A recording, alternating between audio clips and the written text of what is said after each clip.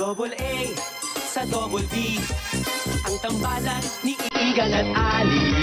Double A sa Double B, Jeng Jeng, muna at balita, ang kulit ang saya ng umaga. Double A. Ay, nagbabalik kami ni Ali sa DZWB at syempre, radyo na TV pa. Ay, good morning mga taga-News TV. Oras natin, alas 19 na. At balita, ang kulit ang saya ng Tunay na umaga. pagbabayan, walang personalan. Meron tayong bisita tatalakayin dito ngayong umagang ito. Sa gitna ng nung etong yung balik-balikan ng mga usapan ng tapunan ng pagsasara ng Boracay, andiyan Permanente ba? Isang taon ba yan? 6 na buwan, di ba yung ano daw ang magiging epekto, yung sinasabi wag daw dahil ano ang magiging epekto dito sa 19,000 residente doon. Doon umaasa yung kabuhay nila. Oo, 2 milyon halos nasa area na yon ang bisita, ang turista na local and international tourists na talagang dumadayo ng Boracay. Sa gitna ng usap-usapan na yan, ng clean up, no? Sarhan, para magkaroon ng clean up. Ito naman yung balita na magbubukas ng casino doon. Nagkapirma na kahapon. Yung sa Macau base. Galaxy Entertainment. Sila yung nag-operate Galaxy Entertainment Group, $500 million na resort casino. Abay, maano tayo, hindi lang pala isa, yun lamang napapag-usapan, pero meron din palang inokay na ang PAGCOR na isa pang casino sa Boracay. Ito naman yung sa bilyonaryong si Andrew Tan, yung kanyang Mega World, no? Savoy Hotel, Mega World Corporation po yun. 559 room yung Savoy Hotel. Inokay na rin na magkaroon ng casino doon, another casino sa Boracay. Anong epekto nito sa in the end kalikasan, di ba? Kasama natin sa ating linya ang National Coordinator ng Kalikasan People's Network for the Environment, Mr. Leon Dulce. Magandang umaga po sa inyo. Magandang umaga, Ali. Magandang umaga, Igan. Good morning, Sir Leon. Tagapakinig sa atin ngayong araw na ito. Yung mga ganito kailangan ng ECC, no? Ulit, sorry. Yung mga ganitong mga malalaking proyektong ito, kailangan ng mga environmental, di ba? Compliance Certificate. Oo, ganyan. Igan, totoo. Lahat ng mga proyekto sa Pilipinas, whether ito ay sa entertainment, services, industry, etc., lahat kailangan dumaan sa DENR para makakuha ng Environmental Compliance Certificate at iba pang mga requirements para matiyak na nasabi na merong programa o plano yung mga proyekto kung paano i-manage yung Pero ito ecological impact. Ito bang mga proyektong ito nakarating na sa inyong samahan? Ang proyektong ito recently lang natin na monitor na nung nagulat nga tayo na medyo low-key noong December na na pala yung ito, meeting na pala mismo, personal Presidente. sila. Tapos kahapon yata nagkalagdaan na ng agreement. At saka ito yung Mr. Dulce, meron pong merong assurance. Etong mga mga business Investor. entities na to, na pangangalagaan nila yung environment, yung kalikasan ng Boracay. Yung assurance naman, malalaman mo kapag meron ng masusing plano. So sa DENR yan, dapat meron na siyang feasibility study sa una. Pangalawa, dapat meron na siyang Environmental Protection Enhancement Plan o yung EPEP. Tapos makikita mo rin naman doon sa independent na mga studies, batay doon sa kakayahan ng lugar na pagtatayuan ng proyekto, kung ano yung tinatawag na carrying capacity ng lugar. Hindi ba't sabi nila parang na na-maximize na nga ang carrying capacity ng Boracay? Oo, noong 1998 pa lang, nakita na yung Sagad na. yung dami nung bumibisita sa Boracay na lang yun, nasa mga 340-45 na tao araw-araw, lampas na yun doon sa kakayahan ng lugar. So pa yun, siyempre hindi pa naman natin alam kung gaano kahusay yung mga programa ng mga proyekto noon. Pero nitong as early as 6 years ago lang, may ganung pa ring pahayag yung DENR na harmful na yung human activity doon sa Boracay. Itong 6 years ago, na yan, nasa 781 na katao araw-araw ang pumupunta sa Boracay. So mahigit doble yung dami ng taong pumunta dyan. Ano ang environmental impact nun? Pag sinabi nating sagad na, sumobra na sa carrying capacity, ano yung practical terms nung pag pinag-usapan natin yan?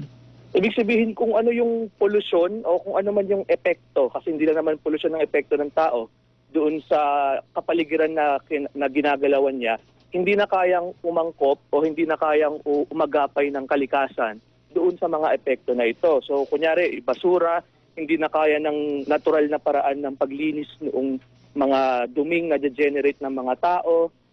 Kahit yung presensya ng tao, nakakagulo yan sa pamumuhay ng iba't ibang organismo doon sa tabing dagat, sa ecosystem sa paligid ng tabing dagat.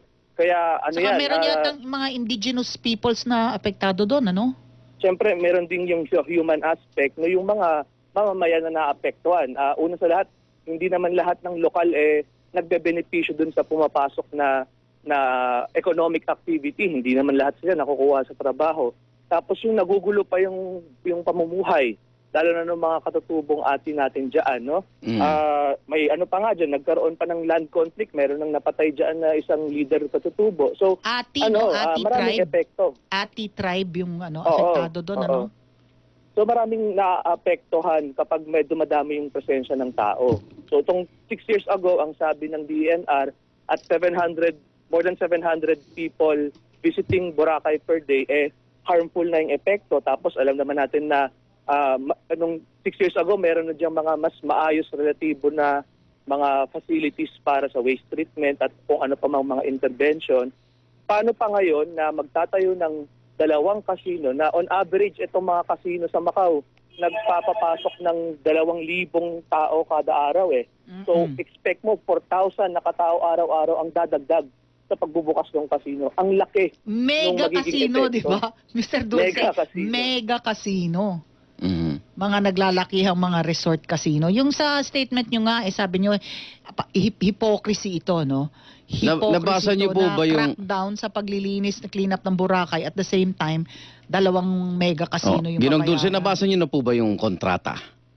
Hindi pa natin nakikita yung kontrata, hindi pa natin nakikita yung mga May ginawa na bang kasi ito parang 3 taon yatang itatayo no? Oo, Na 3 years. may consultation ba sa environment group na nakita kayo? Or Wala pati tayong sa nakitang ganong pati sa simbahan, ang alam ko, sa matagal nang may nagdanais magtayo diyan, aktibo yung simbahan diyan sa Boracay, tutulan 'yan. Yes po. So hindi tayo lang mga nakakita pa ng environmentalist kundi pati church-based organization hinaharang anumang proyekto na may kaugnayan sa sugal. Oo, hindi pa tayo nakakita ng konsultasyon sa hanay ng mga advocates, simbahan, mga makakalikasan. Magandang ang maging publicly available, readily publicly available itong mga proposal nila para masilip independently ng mga grupo. Pero, kung ano talaga yung epekto. Paano yung kunyari, ang tingin ngayon dyan sa kontratang yan, done deal na. Dahil alam na ng Pangulong Duterte, sa panig naman ng ahensya, ng PAGCOR, nagkapirmahan na rin po ng kasunduan. So anong mga natitirang option? Kasi parang dire-diretso na yata yan na Ginoong Dulce. Actually, pwede pa yung, syempre hindi dapat sana umabot sa legal na intervention, magdasal sa korte, no? Pero ang proseso pa naman, kahit na nakasign na yung kontrata, sabi nga natin, dadaan pa dapat yan sa masusing proseso na pagtitiyak na meron siyang plano na minimize, makakabawas ng epekto sa kalikasan. Sa prosesong yan pwede pa ngang mapalalim kung feasible nga ba talaga para sa kalikasan. Yung Kung may may mga pinangako sila na proteksyon sa kalikasan, paano po natin titignan itong kontratang ito? Ano pa lang yan pangako pa lang talaga yan. No? Kailangan talagang makita ano yung proposal. Kasi tingnan nyo, ang nakita naman nanira ng Boracay ay maliliit na establishmento. Hindi ba?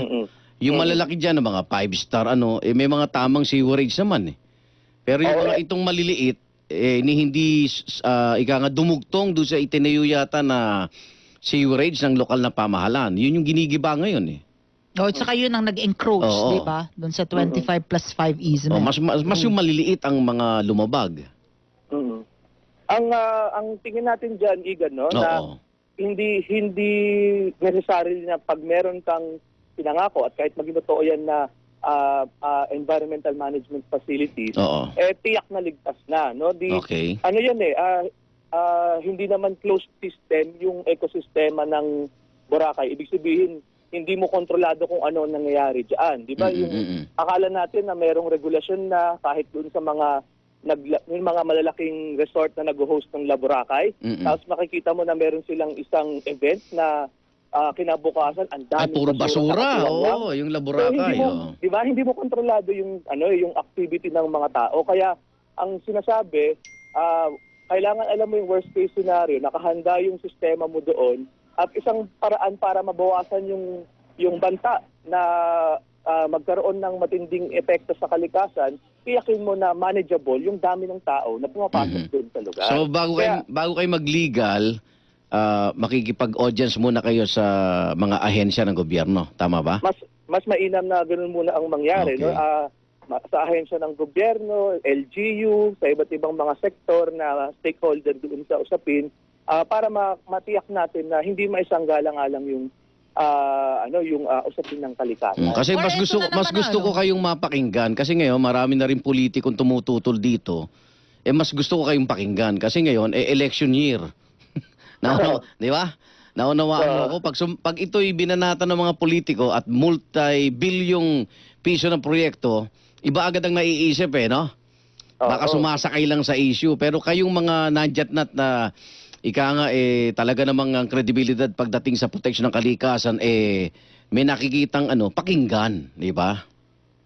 Sana nga po ganoon ang mangyari. Ano naman ang ating interest naman hindi actually mapigilan yung economic growth, economic activity. Dahil ilikha daw ng naging libo-libong trabaho para doon sa mga... Kasi magtatayo construction worker, kung ano-ano. Saka yung mismong pag-operation Kaya lang yun na yung resort casino. kailangan ipaliwanag na pinapahinga natin ang Boracay dahil sa mga naging violation ng maliliit. Bigla, ito naman, malaki naman ang itatayo, di ba? So yung recovery niya, anong epekto pag... yung sinasabi din, yung detrimental din. So, imbis na suportahan natin yung mga Filipino businessmen na yan, maliliit usually yung establishmento diyan. Yung pagkukulang nun, yung paglabag nila, kasalanan din naman ng LGU yun ba't hinayaan di ba? Yung maliit na problema, lumaki. Hindi, yung pagsunod mo sa batas is as good as the implementation. Pag alam mo na walang huhuli sa'yo, lalabag ka, di ba? So, ang pagkukulang is hugely a part of pagkukulang ng pamahalaan dahil hindi nila inimplement yung existing environmental laws. Pero ito ngang pagtayo ng mega casinos, hotel, resort, casino, detrimental din naman. Sana din naman suportahan natin yung mga maliliit na Filipino businesses dyan. Hindi yung papapasukin na naman to, Macau-based. Totoo yan, Ali, no? Tingin nga namin ang dapat na development sa Boracay, mahigpit na nakaugnay dun sa komunidad. Yung temporary na pagsasara para makahinga ulit ng ekosistema, para rin naman sa komunidad ito dahil sila yung pangunahing naapektuhan ng polusyon.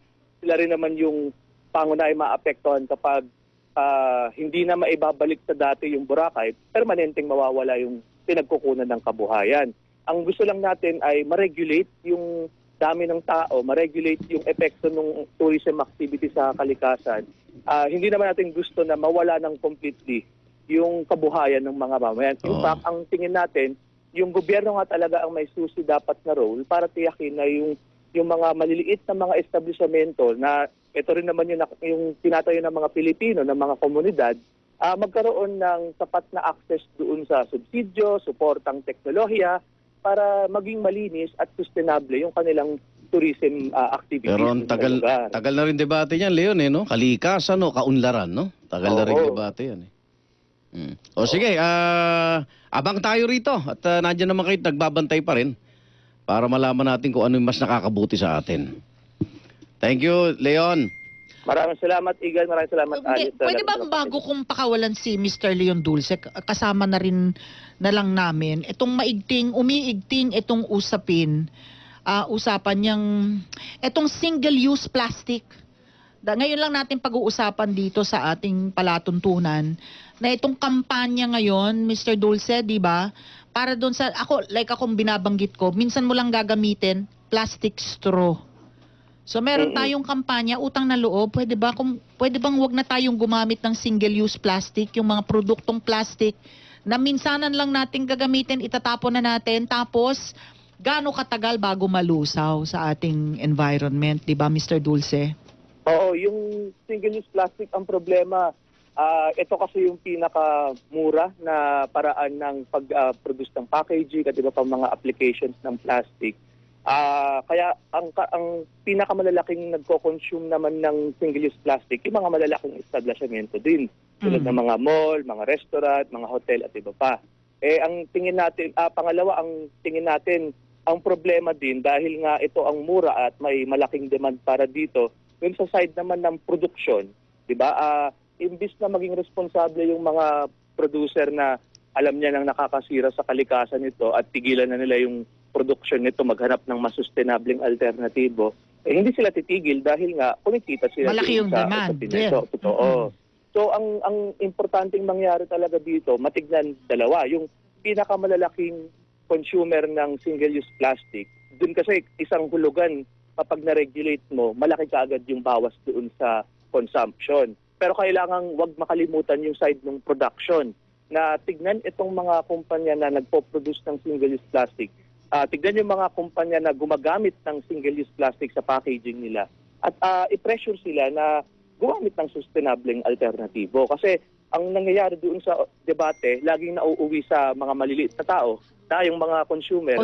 Hindi naman natin kontrolado yung industriya ng plastic at yung industriya ng manufacturing na gumagamit Nagsubok ng papel na straw, hindi naman nakatulong. Di ba? Hindi maganda yung mga produkto ng straw na papel. Hindi nagustuhan ng consumer. Ang alternative dyan, actually, nagpo-produce ng bakal na straw. So, ang nakikita ko dyan, recycle. Parang yung bottled water, imbis na yung, di ba? At least recyclable yun, ano? Nagre-recycle na. Or kunwari, pupunta ka sa Starbucks, for example, may dala ka ng sarili mong lalagyan. May tumbler ka na dapat. May tumbler ka na, di ba? May lalagyan ka na ng tubig na BPA-free. Ganun yun, di ba? Meron ng mga grocery ngayon sa Amerika, wala nang packaging. Pag kailangan mo ng kape, dalin mo yung lalagyan mo ng kape. Dalin mo yung lalagyan mo kape, dalin mo yung lalagyan mo ng asukal, titimbangin nila, yun ang bibilin mo, yung mismong produkto lang, wala nang packaging. Napakagandang konsepto. Pero, again, kahit na very small yung dent, napakaliit na epekto, tayong mga consumer, yung power natin, gamitin natin, tangkilikin natin yung mga produkto na pabor sa ating kalikasan. Sana kung bibili tayo ng dito sa atin sa cafeteria po namin, wala nang naka-styro pa ba? Meron na tayo ng cardboard na wala lang, na. Box tayo ng cardboard papel, diba? Papel na tayo. Katas yung mga spoon and fork na Karton. disposable, di ba? Na rin, parang bamboo, gawa sa bamboo. Tangkilikin po natin yung mga negosyo, yung mga produkto na wala na ngang single-use plastic. Yun lang din ang point ko. Pero makiusap din tayo, minsan yung alternatibo, mahal eh. Kumpara doon sa, di ba, sa plastic, yung pamalit mas mahal, kaya yung iba nadi-discourage din palitan eh. Thank you, Mr. Leon Dulce. Ingat po kayo. Maraming salamat po. Okay. National Coordinator po, Kalikasan People's Network for the Environment. Oras po natin, mga kapuso. Mga kapuso, maging maingat sa pagbiyahe, lalo na kung may dala kayong sariling sasakyan. Para safe ang pagmamaneho, i-check muna ang inyong sasakyan bago bumiyahe. Para masusi ang pag-check sa inyong sasakyan, gawing gabay ang acronym na Blow Baggets. B for brakes, L for lights, O for oil, W for water, B for battery, A for air, G for gas, E for engine, T for tires, at S for self. Ingat sa pagbiyahe at pagmamaneho, mga kapuso. Double A sa Double B, ang tambalan ni Igan at Ali. Double A sa Double B, Metro Manila, Hatay! Okay, hanapin muna natin yung ating mga bagong balita. Ikaw naman, hindi ko mabasa. Masyadong... Ang Makati LGU nag-abiso sa pansamantalang pagbabago sa daloy ng trapiko sa ilang bahagi ng lungsod. Sa darating na Semana Santa, Manny Vargas, good morning. Yes, Ali at Igan, magandang umaga sa inyo. Nagpalabas nga ng traffic advisory. Ito naman pamahalang lungsod ng Makati. Kaugnay na rin doon sa ilang mga pagbabagong pansamantala doon sa ruta ng kanilang mga sakyan o driving trapiko sa ilang mga lugar, partikular na sa barangay Poblasyon, dulot na rin ng pagpasok ng Semana Santa. Sa abisong ipinalabas ng Makati ay magiging two-way street. Itong karaniwan ng one-way na kahabaan ng JP Rizal, yan ay mula sa araw ng Sabado, March 24 hanggang April 1. Ito raw ay para bigyan daan ang pagkatayo ng mga kubol doon sa mga lansangan sa iba't ibang mga kanugnog na mga kalye dahil na rin sa mga isasagwang mga posisyon bilang bahagi ng Semana Santa. Dahil po dito, pinapayuhan ng mga motorista na manggagaling o magtutungo ng Makati Avenue, pero po ay kumana ng Sobel, kumaliwa ng Valdez bago kakanan muli ng Makati Avenue. Yung mga patungo man ng Mandaluyong, pinapayuhan kayo ay kumaliwa ng Sobel, kumana ng Calle Mabini, kanan ng P. Gomez at kanan muli ng Zamora bago kakanan ng Burgos. Yung mga papunta naman ng Guadalupe na apektado nga nitong pagkasara ng ilang kalye simula sa Sabado sa bahagi nitong Barangay Poblasyon ay pinapakaliwa ng Sobel, kanan ng Mabini at kaliwa ng JP Rizal. Habang yung mga pampaserong jeep ay pinapakanan sa Sobel, kaliwa ng Valdez, kaliwa muli ng Makati Avenue, o kaya naman po ay pumasok ng P. Burgos bago dediretso pakanan sa bahagi ng JP Rizal. Samantala, Igan, Alit, mga kapuso, narito rin tayo sa tanggapan ng MMDA kung saan may ginaganap pong pagpupulo ngayon ang Metro Manila Council at ilan sa mga pinag-uusapan nga nila ay yung mga umiiral na mga patakaran kaugnay sa watas trapiko at mga panukala sa problema sa trapiko dito sa Metro Manila. Pinangungunahan ito ni MMDA o ng MMDA Chairman, yun din naman itong Metro Manila Council Chair na si Quezon City Mayor Herbert Bautista. Ako si Manny Vargas sa number 1 AM station sa Mega Manila, GMA Super Radio, DCWB. Maraming salamat, Manny Vargas. Samantala, dating Senador Bong Revilla, hiniling sa Korte Suprema na pagkalooban siya ng provisional liberty. Cecil Villarosa, detalye, good morning. Nauso yan provisional O, isa na lang provisional witness. Coverage. Ng WPP. Oo nga. At saka siya na lang si dating Senador Ramon Bong Revilla na lamang. Mula doon sa tatlong dating senador na... Pare-pareho silang kaso, siya na lang naiwan. Bakit? Siya na lang nga ang naiwan eh. Ang masaya abogado niya. Kaya nga talagang... Iisa kaso, siya na lang naiwan. Buti pa kunin niya abogado si Nanay Lolit, baka...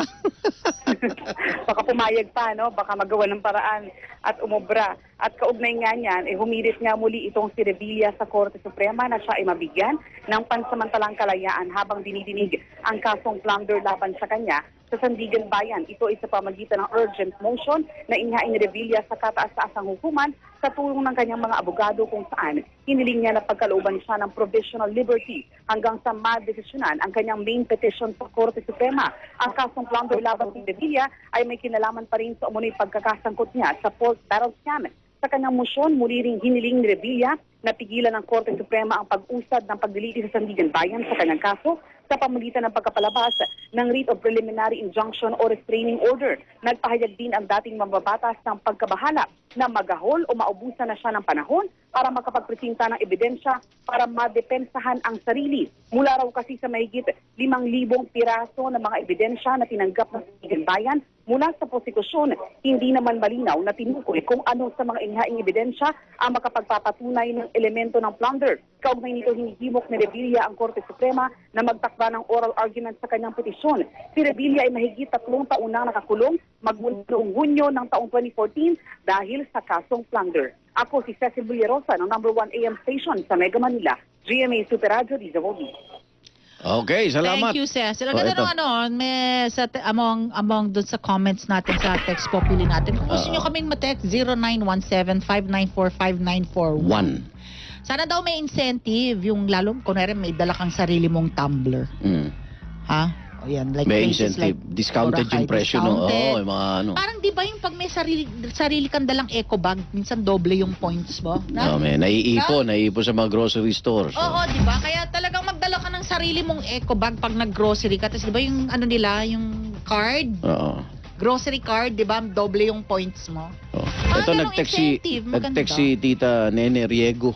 Hi, Tita Nene, how are Dagdag you? edukasyon, baka makilala mo to. Ano daw? Ang Johnny Matis Oh. of the Philippines, si June Polistico. Ah, talaga? Mm. June Polistico ng ano? Ayan. Ano yung banda niya sa Hawaii? Society 7. Society of Ah. 7. Ang plotter si Berlin Meneses. Ay, ngayon ko lang narinig yung pangalan na yun. Tita Si Nene. Johnny James James. ay si Flor de Jesus. O, diba?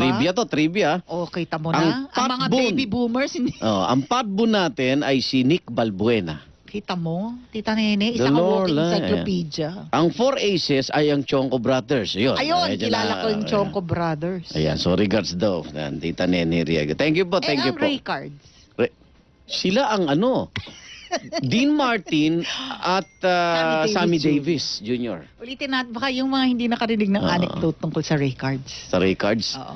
Anong... Yung nagpunta doon sila Rosemary Sonora, Susan Roses, Eddie Gutierrez. ay, sa Las napagkama ng Vegas. LBC. Teka muna. Sige. O, tas gusto nilang, meron silang nakilalang Amerikano doon sa close-in ni Elvis Ni Elvis Presley. Presley, oh. So sabi sa kanya, do you wanna meet Elvis? Yeah. Ay, siyempre, Of si Eddie course. Gutierrez. Di ba? Alam mo naman si Eddie Gutierrez, di ba? So sige, be at this hotel at this time. Ganon. So naghintay sila sa labi. Diyos ko, kagulo yung mga taong kapal ng tao dahil fans ni Elvis. Inaabangan na bumaba mula sa kanyang hotel room. Nakita nila yung Amerikano, tinawag sila. Dinala sila dun sa likod ng hotel, service entrance. Eto, hintay sila doon. Eto na, bumababa yung elevator pagbukas. Si Elvis? Si Elvis Presley. Wow. My Hindi si God. Eddie de Mesa yan, ha? Hindi si Eddie. Elvis Presley yan, ha? Pagbukas sa elevator. Tapos, pinakilala silang gano'n. Yeah. Oh, Filipino. From the Philippines. From the Philippines. These are my Filipino friends. Eddie Gutierrez. Eddie Gutierrez. Susan Roses. Rosemary Soraya. Di ba? Ang tangkad, ang gwapo, ang gaganda, di ba? Oh, hello. Sabi naman ni Elvis. Hello. Parang nakagulo yun, Just saying. Baby girl. Sabi, you sure don't look like Filipinos to me. Tapos ano niya, why? Who are the Filipinos you know? Ray Cards. Talaga Si naman. Carding. Kaya masarap kasama sa taping si Eddie Gutierrez. Ang Ah, naing nagkwento? kwento nun Bangka yun Masarap magkwento. May belated happy birthday kay Eddie Gutierrez. Ah, nag-birthday ba? Nag-birthday. Oh. Ayun. Hi, teka. Tita Annabel. Oh, break muna. 10:42. Babalik kami. Kapuso. May Diyan lang interview kayo. pa kami. Ah. Uso na naman ang sakit ngayong tag-init. Kung mayroon ka nitong mga sumusunod, naku, sunburn na yan. Relax, ligo lang ang katapat niyan. At kung may blister, takpan ito at kumonsulta lang sa doktor. Kung mayroon ka naman ito, mayroon kang heat cramps. Pero kalma lang, konting masahe at tubig lang ang kailangan dahil hindi dapat magpanik ngayong tag-init. Magplano para sigurado. I am ready. Serbisyong totoo ng GMA News. Double A sa Double B. Ang tambalan. Double B! Ano ang Oy, teka, batiin ko lang tong asawa ni Jefferson si Aya C. nanonood. Kapo Hi, pala Aya. may binati akong classmate si Mimi. Di ba Oh. nabati natin, radyo lang tayo, hindi TV. Sabi niya, di mo naman ako binati. Hindi, binati ka namin, nagluluto ng laing. Oo nga. Sabi ko, binati Asan ka yung namin ni laing? Ali. Hindi ko napanood. Asan ang Napanood laing radyo na, TV pala tayo. Hindi pala siya, Oy, Oh. teka muna, anong inside story mo sa pagpunta ni Sharon Cuneta sa Malacanang? Ganito yan. Ang alam ko, yung kanyang panganay na, dalawa lang sila magkapatid, di ba? Yung kanyang panganay na kapatid na lalaki, fan na fan ni Pangulong Duterte. Si Chet? Chet yata, o Chet, oo. Oo. Teka, ang nakita ko lang sa kanyang IG account Oh. ni Ate Shawi, Mm. fan na fan. Itong si Pangulong Duterte. Nung brother niya. Nung brother niya, ito. My beloved brother, si Chet. Ayan. Si Chet ang pangalan, Oo. C-H-E-T. Oo. Kaya nagkaroon ng pagkakataon na ipamit niya. Hindi ko alam sino naging namagitan Okay. para silang magkapatid ay mag-dinner kasama ni Pangulong Duterte. Pero ito'y request ng kanyang kapatid na si Chet. Ayan. Yun pala yun. Ngayon, okay naman si Kiko, okay naman si Okay Senador. si Kiko. Okay naman Kahit na daw. alam natin sa Oo, nasa opposition si kabila Kiko siya, Pangilinan, oo. hindi ba? May mga And very ganung, oo. vocal sa mga issues na... May mga ganung pagkakataon kasi na minsan yung political Saka parang, kakalimutan mo yan. parang si Sharon at saka si Inday Sara magkaibigan, Yes, hindi ba? oo, magkaibigan yan. Oo. So, yun lang. Hindi ko lang alam kung anong kinain, Ali. Hanggang doon lang ang aking impormasyon. Okay. Ba? Pangulong Duterte yan. Dinner with the President. Yan. Nakikinig si Pangulo, sabi mo, di ba? Sabi niya. Ikaw, namit mo na siya. Ako hindi ko, never ko pa siyang namit. Personal, nung nagpunta ka Malacanang, hindi siya Alam mo, ito na tatandaan mo pag tayo, awardee ng VACC. Oo. Lagi siyang Tagabigay. hindi, lagi siyang, di ba, parang guest speaker. Oo. Lagi. Hindi, so siya Kaya alam na nakaabot sa'yo nung siya Kaya alam na natin nung una pa lang, di ba, talagang nagmumura na sa speech niya eh. Tawanan nga yung mga Oo. guests eh. Yun lang ang pagkakataon na nakita ko siya. Pero yung interview personal, hindi pa. Wala pang pagkakataon. Alay natin. Yung award natin sa VACC na ginanap sa Malacanang noon. Kasi nga po, tinutokso ko doon sa mga naglabasang picture, yung itsura namin ng Pangulo at pati ni Ka Dante Jimenez. Na yung hilat siya ng mukha ng Pangulo. Sabi ko, hindi, nag-aasaran kami niyan kasi papalapit pa lang po ako, paakyat pa lang ako ng stage. So sinasalubong ako, kumakamay. You really deserve this award. You really deserve this award, Ikanyo. Sabi ko, hindi naman po kayo nanonood sa amin. Ganon. Hindi, nanonood ako sa inyo. Nanonood ako sa inyo. Kaya hello, Mr. President. Kaya nga marami nagsasabi, iba siya pagkausap mo kaysa pag nasa mikropono. Oo. Diba? Ibang tao nakikita mo. Alam mo, hindi si Joey De Leon ng Mike Mayors, si Joey De Leon ang si Cassidy. Sino yun?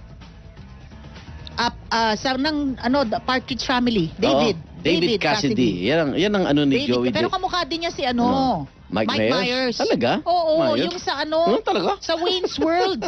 Oo, yun, sa Wayne's World, di ba? Di ba si Ariel ang kamukha nun? Sino? Si Ariel. Ariel? Pisa ni Joey, si Ariel. Ito, nasa linya na po natin. Si Twinkle. Twinkle Valdez ng Pagcor. Wala pa rin si si Kapopoy. Ringing lang. Kapopoy, oo ka ng oo. Oo nga. Twice mo na yung ginawa Dami sa amin. nag-aabang sa aming estudyante. Libreng Eto, tingnan natin kung kamusta yung... Not once but twice ka na, Kapopoy, Not once but twice ka na. Susan Roses, ang peg mo, Once! But twice.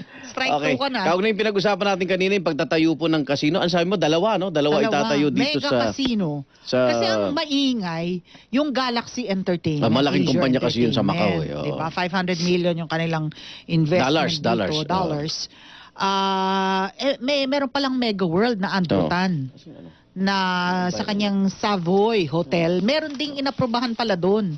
Actually, 2014 pa yung application ng So before the Duterte administration, tapos ngayon nagkaroon ng okay sa Pagcor. Tignan natin, makausap natin tagapagsalita ng Pagcor, Twinkle Valdez. Twinkle! Igan at Ali, good morning. Yes, good morning, Igan at Ali. Good morning sa inyo at sa inyong mga tagapakinig. Yung Kalikasan People's Network for the Environment, kausap namin kanina, si Leon, ang concern nila more on the environment dahil hindi raw nila mapanghawakan yung pangako na protection daw sa kalikasan nitong itatayo ng Galaxy Entertainment yung parang Group. Tinatawag na maximum capacity ng isla. Nagrereklamo na nga tayo Oo, Tas papasok naabot daw na yun. itong napakalaking proyektong ito.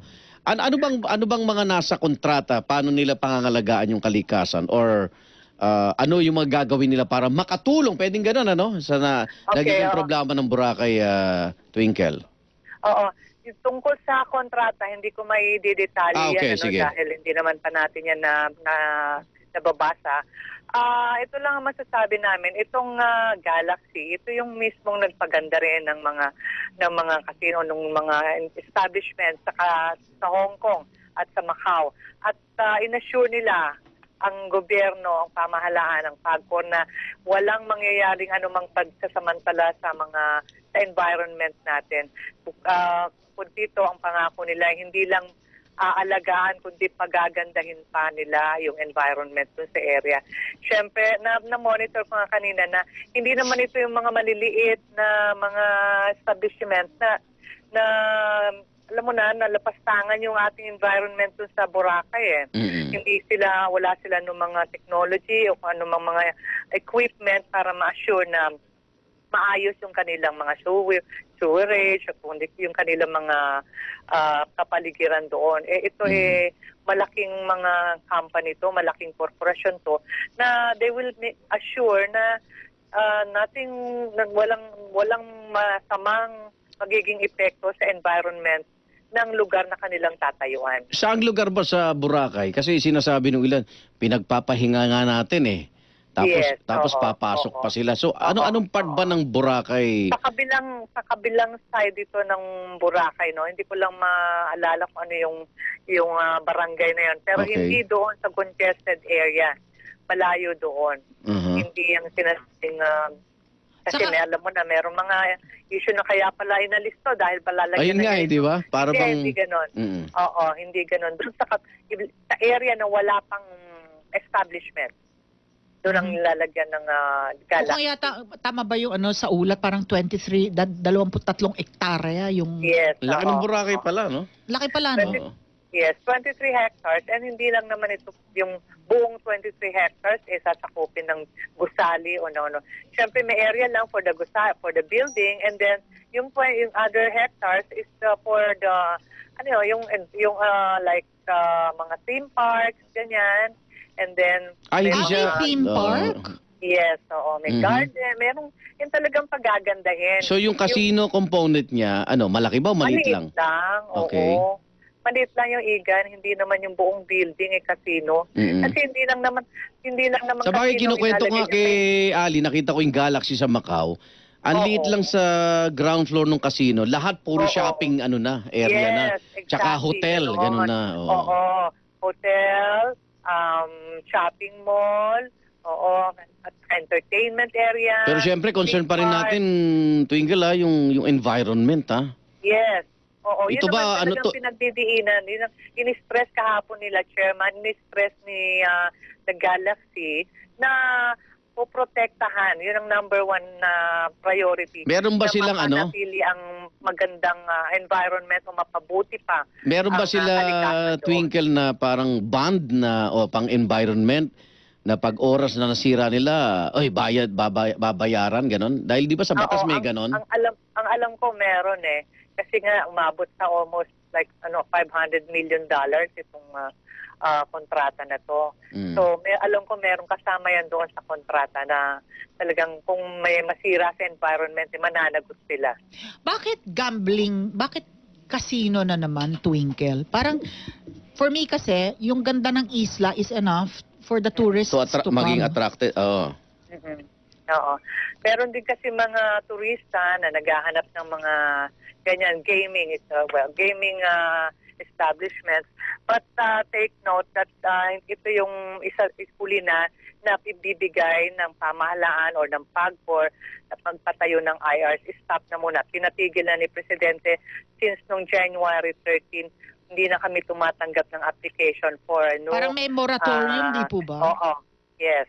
Stop na yan. At yun sa Mega World, 2014 pa pala yung application nila?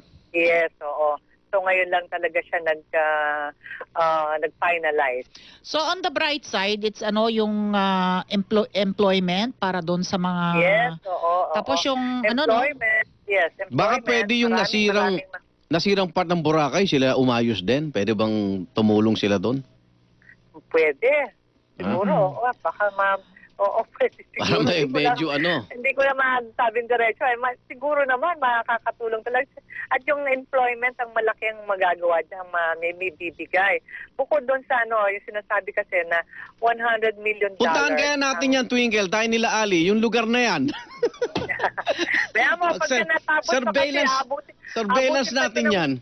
Mga 3 taon pa yan bago mag-operation. Matagal din, 20... 3-4 years pa, oo. Ano ba? 2021. Talagang maraming pagdadaanan. We will make sure na walang malalapastangan na environment o kalikasan natin dyan sa Boracay. Oo nga. And then, saka yung kasi din, isa pang concern is yung ating local small businesses naman din dyan. Oo. Baka mamatay. Nasuportahan din naman natin yung ang partner ba dito si Congressman Albi Benitez?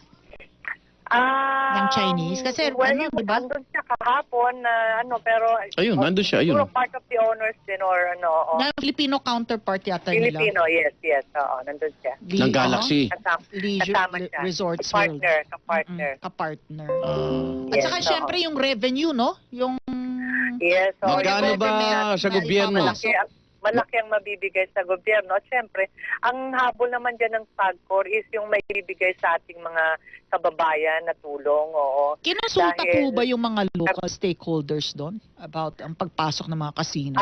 Wala namang kasing walang lumabas, no objection sa local government. So ibig sabihin, walang kumontra even sa simbahan. Kasi pag may kukontra, isa lang dyan, hindi talaga may iaalaw eh. Daka yung simbahan dyan, active against, casino yung simbahan dyan.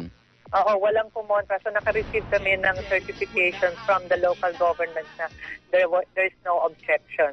Okay. Twinkle, sige, hanap pa kami ibang araw, mapag-usapan to ng mas malalim pa, ha? Oo, Thank you. maraming salamat sa inyo, Igan and Ali. Thank you so much. And, Thank you. Magandang araw sa ating mga tagapakinig. Ayan. Thank you very much. Sabi nga ni Scorpio ba, may tatanggi ba sa grasya? Ikaw.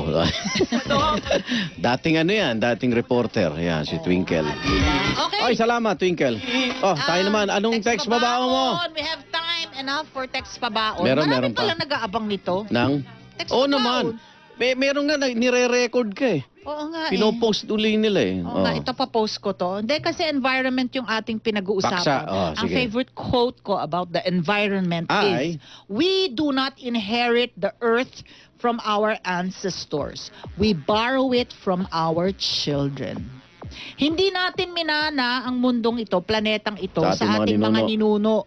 Kundi, hinihiram lamang natin sa ating mga anak. Double A. What that we say? Basta lagi Thank yung you very sinasabi, huwag natin hayaan na coloring book na lang Ano yun? ang kalikasan darating ang araw. Kukulayan na lang. Kunyari, puno. Wala nang puno. Coloring book na lang. Di ba? Wag naman ganon. We have only one world. Double A. Maraming salamat. Naiiyak. Lahat na ating nakasama. Lagi namin paalala ni Igan. Always remember, don't ever forget, bukas tayo pa rin. God is so good. All the time! Diba, Bexman? Lord, sorry nasira namin ng kalikasan. Double A sa Double B. Ang tambalan ni Igan at Ali. Double A sa Double B. Jeng jeng, muna at balita. Ang kulit ang saya ng umaga. Mismo, pinagparis ng tadhana. Ang kulit ang saya ng umaga.